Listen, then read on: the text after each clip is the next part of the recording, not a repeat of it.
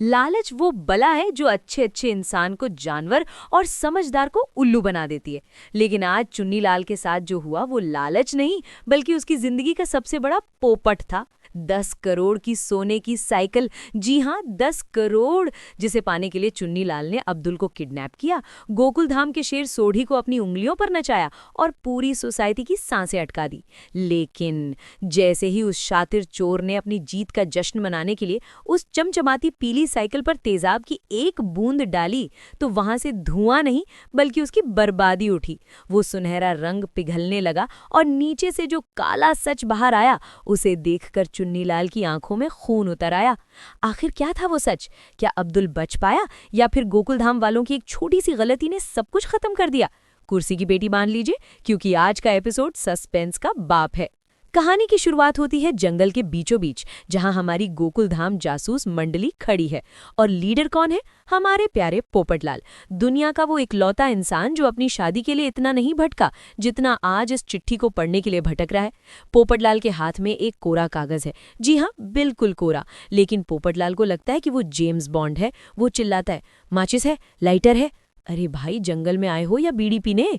सोढ़ी जो अपनी ही दुनिया में रहता है मासूमियत से पूछता है, क्यों भाई, क्या जलाना है? पोपटलाल अपना छाता हिलाते हुए समझाते हैं, अरे जलाना नहीं है सोढ़ी, ये इनविजिबल इंक है, अदृश्य स्याही। आग की गर्मी से अक्षर बाहर आएंगे। वाह रे पोपटलाल, साइंस की ऐसी की तैसी। खैर माचिस तो की नहीं, तो साइंटिस्ट अय्यर ने अपना दिमाग लगाया। सूरज की रोशनी, हम इसे धूप में देखेंगे। अब आप सोचिए, 4 समझदार लोग एक खाली कागज को धूप में ऐसे देख रहे हैं जैसे उसमें से अभी 2000 का नोट निकलने वाला हो। तभी झाड़ियों में हलचल होती है और एंट्री होती है चुन्नीलाल के सस्ते गुंडों की। 2 आदमी जो देखने में गुंडे कम और सर्कस के रिटायर्ड जोकर ज्यादा लग रहे थे, बाहर आते हैं। एक गुंडा जो शायद अपनी स्क्रिप्ट रट के आया था बोलता है, बॉस का प्लान एकदम सही चल रहा है। इधर पोपटलाल धूप में कागज सेक सेक कर परेशान हो चुका है। वो झुंझलाकर बोलता है, अरे इसमें तो कुछ लिखा ही नहीं है, हमारे साथ धोखा हुआ है। रतन जो हमेशा टेंशन में रहता है, वो भी सुर में लाता है, हमें गुमराह किया गया है। अब दोस्तों यहाँ एंट्री होती है उस तूफान की जिसे हम रोशन सिंह सोढ़ी कहते हैं। सोढ़ी का दिमाग उतना ही गर्म होता है जितना गर्म जेठालाल का जलेबी फाफड़ा खाने का मन। सोढ़ी को जब पता चला कि उन्हें बेवकूफ बनाया गया है, तो उसका पंजाबी खून खौल उठा। वो गरजता है, ओए चुन्नीलाल, मैं तेरी दुनिया हिला दूंगा। ओए बाहर निकल। ओए तूने सोढ़ी के साथ मजाक किया है, अब मैं तेरा वो हाल करूंगा जो मैं अपनी जीप के पुराने टायरों का करता हूँ। सोढ़ी का गुस्सा देखकर अच्छे अच्छे की पैंट गीली हो जाए। लेकिन ये गुंडा जो शायद मौत को दावत देने आया था, हंसते हुए बोलता है, बेवकूफ बनाया बे। इससे पहले कि वो अपनी बात पूरी करता, उसके साथी ने उसे चुप करा दिया। अरे भाई, विलन हो, विलन की तरह रहो, स्टैंड अप कॉमेडियन क्यों बन रहे हो? गुंडा अपनी गलती सुधारते हुए बोलता है, ये फूल प्रूफ प्लान है, चिट्ठी तो बहाना था, तुम्हें यहाँ बुलाना था। सोढ़ी आगे बढ़ता है, उसकी नसें तन जाती हैं। ओए खोत्यो, ओए गधो, मेरा अब्दुल किट्ठे है। ओए सोने की साइकिल चाहिए या मेरे हाथ का प्रसाद? तभी सीन का मूड बदल जाता है। गुंडा अपनी जेब से एक पिस्तौल निकालता है। माहौल एकदम गंभीर। वो चिल्लाता है, आवाज नीचे, वरना अब्दुल हिस्ट्री बन जाएगा। अब देखिए दोस्तों, सोढ़ी एक शेर है, उसे पिस्तौल से नहीं अब्दुल की जान से डर लगता है। पोपटलाल जो दुनिया का सबसे डरपोक पत्रकार है, वो बीच बचाव करता है, शांत सोढ़ी शांत, हमें अब्दुल चाहिए। लेकिन सोढ़ी सोढ़ी है, वो अपनी मूंछों पर ताव देते हुए एक डायलॉग मारता है जो सीधा दिल पर लगता है, ओए एक गल पल्ले बांध लो, जो सोढ़ी से पंगा लेता है उसे सोढ़ी कभी नहीं छोड़ता। क्या बात है पाजी, अगर बॉलीवुड में होते तो सनी देओल की छुट्टी कर देते। अब आता है इस पूरे एपिसोड का सबसे फनी मोमेंट, मतलब सीरियसनेस की ऐसी धज्जियां उड़ते हुए आपने कभी नहीं देखी होगी। गुंडों ने कहा हाथ ऊपर, चारों ने आज्ञाकारी बच्चों की तरह हाथ ऊपर कर लिए। गुंडा जिसका नाम शायद लल्लू था, जो उसके काम से भी लग रहा था, वो तलाशी लेने आगे बढ़ा। वो चेक कराए कि कहीं सोढ़ी ने अपनी पगड़ी में या जेब में कोई तोप तो नहीं छुपाई।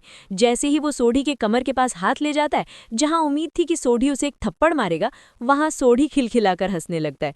ओए रहने दे, ओए गुदगुदी हो रही है भाई। जरा इमेजिन कीजिए, एक तरफ बंदूक, किडनैपिंग, मौत का डर, और दूसरी तरफ हमारे सोढ़ी भाई को गुदगुदी हो रही है। ये है गोकुलधाम का असली स्वैग। मौत सामने खड़ी हो, पर अगर गुदगुदी हुई तो भाई हंसेगा। गुंडा भी कंफ्यूज हो गया कि मैं इसे डरा रहा हूं या इसके साथ कॉमेडी नाइट्स खेल रहा हूं। उसने जल्दी से तलाशी खत्म की और अपने बॉस को फोन लगाया। बॉस, ऑल क्लियर, इनके पास कच्चा बनियान के अलावा कोई हथियार नहीं है। उधर से चुन्नीलाल, जो शायद अपने एसी ऑफिस में बैठकर मजे ले रहा था, चिल्लाया, अब एक गधे, हथियार छोड़, साइकिल है या नहीं? गुंडे की हालत खराब, वो भूल ही गया था कि वो यहाँ किस लिए आया है। उसने डरते डरते सोढ़ी से पूछा, साइकिल लाए हो? सोढ़ी ने अपनी जीप की तरफ इशारा किया। ओए अंधे, वो देख, कपड़े से ढकी हुई है। अब शुरू होता है असली खेल। चुन्नीलाल को यकीन नहीं था, वो चोर है ना, तो उसे लगता है पूरी दुनिया चोर है। उसने कहा, वीडियो कॉल कर, मुझे कपड़ा हटा के दिखा। पिछली बार इन्होंने मुझे नकली साइकिल चिपका दी थी। यहाँ अय्यर अपनी वफादारी का सबूत देने लगा। हमने आप पर विश्वास किया, आप भी हम पर करो। पोपटलाल भी पीछे नहीं रहा। हम गोकुल धाम वाले हैं, रघुकुल रीत सदा चली आई वाले। अरे पोपटलाल भाई, ये गुंडे हैं, इन्हें रघुकुल रीत से नहीं, रोकड़ा रीत से मतलब है। मजबूरी में सोढ़ी और अय्यर ने साइकिल के ऊपर से वो नीला कपड़ा हटाया, और जैसे ही कपड़ा हटा, उफ, क्या चमक थी। सूरज की रोशनी में वो साइकिल ऐसे चमकी जैसे अमावस की रात में जेठालाल का नसीब चमकता है कभी कभी। फोन की स्क्रीन पर साइकिल देखते चुन्नीलाल का रिएक्शन देखने लायक था। उसकी आंखें फटी की फटी रह गईं। वो ऐसे चिल्लाया, मेरी साइकिल, मेरी सोने की साइकिल, जैसे किसी बच्चे को उसका खोया हुआ लॉलीपॉप मिल गया हो। अय्यर ने तुरंत दिमाग लगाया और कहा, जल्दी ढको इसे, कोई देख लेगा तो लूट लेगा। चुन्नीलाल भी घबरा गया। हाँ हाँ, ढक दो। और सुनो लल्लू, चेक कर ले कहीं जीपीएस ट्रैकिंग डिवाइस तो नहीं है। गुंडा बेचारा जीप के नीचे ऐसे रेंगने लगा जैसे गराज का मैकेनिक। उसने टायर्स चेक किए, हैंडल चेक किया और रिपोर्ट दी। बॉस, नो जीपीएस, मामला क्लियर है। चुन्नीलाल खुश। उसने ऑर्डर दिया, वेरी गुड, अब इनकी आंखों पर पट्टी बांध और मेरे पास ले आ। अब सीन देखिए, चारों शूरवीरों की आंखों पर काली पट्टी बंधी है और हाथ रस्सियों से जकड़े हैं। सोढ़ी, जो कभी चुप नहीं बैठ सकता, पूछता है, भाई साहब, हम पैदल जाएंगे या गाड़ी से? गुंडा, गाड़ी से। सोढ़ी का अगला सवाल तो ऑस्कर विनिंग था। तो फिर सोढ़ी की आंखें क्यों बांधी? गाड़ी कौन चलाएगा? मतलब सोढ़ी भाई को लगता है कि किडनैपर उन्हें ड्राइवर की सीट पर बिठाकर बोलेगा, पाजी तुस्सी चलाओ, मैं पीछे आराम करता हूँ। गुंडे ने भी सार्केज़म मारा, मुझे गाड़ी भी चलानी आती है और घोड़ा भी। खैर, सब जीप में ठूस दिए गए। गुंडा ड्राइवर बना, पोपटलाल को कंडक्टर की सीट्स यानी फ्रंट सीट मिली और बाकी पीछे। जीप हिचकोले खाती हुई जंगल के रास्ते पर चल पड़ी। पोपटलाल की हालत खराब थी। वो बार बार पूछ रहा था, कहाँ ले जा रहे हो? रतन भी डरा हुआ था। लेकिन सोढ़ी के दिमाग में कुछ और ही चल रहा था। उसके चेहरे पर डर नहीं बल्कि इंतकाम की आग थी। वो मनी मन सोच रहा था, बस एक बार अब्दुल मिल जाए, फिर मैं इन गुंडों का वो हाल करूंगा कि इनकी शक्लें पहचानना मुश्किल हो जाएगा। इस बीच गोकुलधाम सोसाइटी का हाल बुरा था। हर घर में मातम जैसा सन्नाटा था। भीड़े के घर में सोनू और माधवी भगवान से प्रार्थना कर रहे थे। रोशन भाभी गुरु नानक देव जी से अरदास कर रही थीं। बबीता जी अय्यर के लिए परेशान थीं। लेकिन सबसे ज्यादा हालत खराब थी हाथी भाई की। मंदिर के पास खड़े हाथी भाई का पेट टेंशन में भी सिग्नल दे रहा था। वो कोमल भाभी से बोले, कोमल, मुझे बहुत टेंशन हो रही है। कोमल भाभी, जानती हूँ हंस, और टेंशन में तुम्हें भूख लगती है। हाथी भाई ने एक कसम खा ली, जब तक अब्दुल नहीं आता मैं अन्न का एक दाना नहीं खाऊंगा।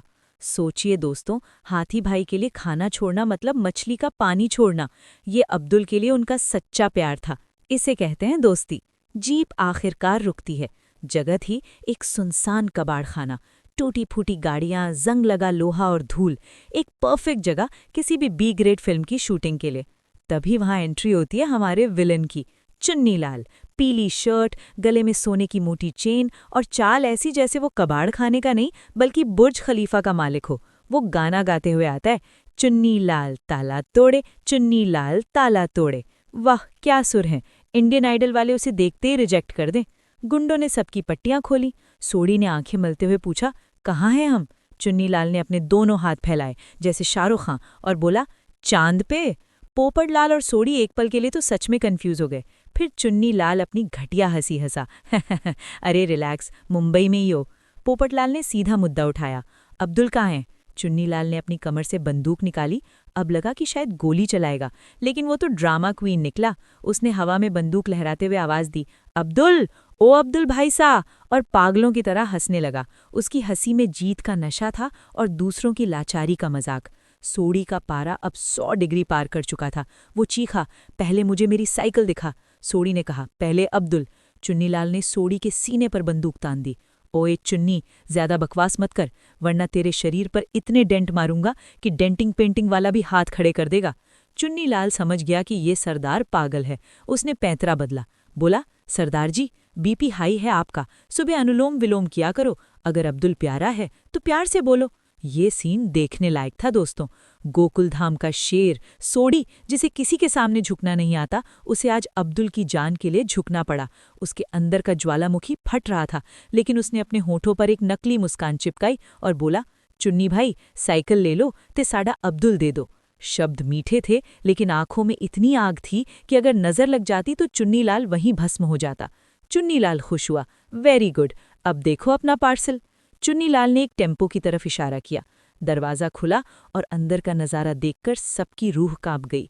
हमारा प्यारा अब्दुल, जो हमेशा सबके काम आता है, वो आज एक कुर्सी पर रस्सियों से जकड़ा हुआ था। उसके मुंह पर कपड़ा बंधा था। उसकी आंखें बता रही थीं कि वो कितना डरा हुआ है। अब्दुल! चारों एक साथ चिल्लाए, लेकिन चुन्नीलाल को अब्दुल की परवाह कहाँ। उसकी नज़रें तो सिर्फ उस साइकिल पर थीं। साइकिल दिखाओ, वो चीखा। सोडी ने फिर से वो नीला कपड़ा हटाया। सोने की साइकिल फिर से चमकी। चुन्नीलाल तो पागल ही हो गया। वो दौड़कर साइकिल के पास गया। उसे ऐसे छू रहा था, चूम रहा था, जैसे बरसों से बिछड़ी हुई माशूका मिल गई हो। सोडी ने कहा, ओए, कलेजे नो ठंड पै गई, अब अब्दुल को छोड़। चुन्नीलाल रुका। उसकी आंखों में एक शैतानी चमक थी। हाँ हाँ, अब्दुल तुम्हारा ही है, लेकिन उसने अपनी जेब में हाथ डाला। सबको लगा बंदूक निकालेगा या चाबी, लेकिन उसने निकाली एक छोटी सी शीशी। ये क्या था? तेजाब। चुन्नीलाल बोला, तुम गोकुलधाम वाले बहुत चालू हो, चेक करना पड़ेगा कि सोना असली है या नकली। उसने शीशी का ढक्कन खोला। सोडी, अय्यर, पोपटलाल और रतन की सांसें अटक गईं। अगर ये साइकिल नकली निकली तो अब्दुल का क्या होगा? चुन्नीलाल ने तेजाब की कुछ बूंदें साइकिल के फ्रेम पर गिराईं। छननन की आवाज आई। वहां से सुनहरा धुआं नहीं उठा, वहां से उठा एक बदबूदार धुआं। और देखते ही देखते वो साइकिल का वो सुनहरा रंग पिघलकर नीचे गिरने लगा। और नीचे क्या दिखा? काला लोहा। चुन्नीलाल की हंसी एक ही पल में गायब हो गई। उसकी आंखें फटी रह गईं। क्या ये नकली है? ये सिर्फ सोने का पानी है? उसका चेहरा गुस्से से लाल, फिर बैंगनी हो गया। उसने पलटकर सोडी और उसकी टीम की तरफ देखा। उसकी आंखों में अब सिर्फ मौत थी। धोखा, मेरे साथ धोखा, वो शेर की तरह धाड़ा। सोडी और अय्यर एक कदम पीछे हट गए। प्लान उल्टा पड़ गया था। अब क्या होगा? क्या चुन्नीलाल गोली चला देगा? क्या अब्दुल को वो मार डालेगा? या सोडी अपना रौद्र रूप दिखाएगा? माहौल में इतना टेंशन है कि उसे चाकू से काटा जा सकता है। दोस्तों, चुन्नीलाल का सपना तो टूट गया, लेकिन अब गोकुलधाम वालों की हड्डियां टूटने की बारी थी। आखिर इस काले सच के बाद चुन्नीलाल ने क्या किया? क्या सोडी ने उसे उठाकर पटक दिया? ये जानने के लिए आपको देखना होगा अगला वीडियो, क्योंकि अभी तो पिक्चर बाकी है मेरे दोस्त। अगर आज की स्टोरी लाइन और मेरा ये चटपटा अंदाज पसंद आया तो कमेंट में लिखिए जस्टिस फॉर अब्दुल। और हाँ, लाइक करना मत भूलना, वरना पोपटलाल की तरह आपकी शादी भी। खैर छोड़ो, सब्सक्राइब कर लो। मिलते हैं अगले वीडियो में। तब तक के लिए हंसते रहिए,